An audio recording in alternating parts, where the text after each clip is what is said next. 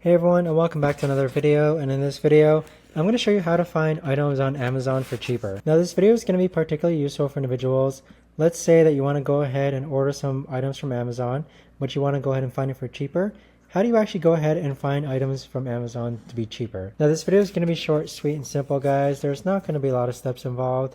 But in order to do this, let's take this item here, for example, which is a tall modern nightstand set. The first thing you can do is check to see if there's any coupons.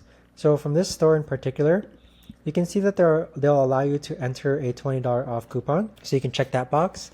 The other thing you can do is that you can copy this whole title and you can type it into Temu. So for this whole title, if we copy it and paste it into the search bar of Temu, then click on search. What we're essentially looking for is to see if that they have that exact nightstand. So if we copy it again, search for it. So there you have it. We found the same exact item on Temu that was being sold on Amazon. So on Amazon it's $150, but on Temu it's $83.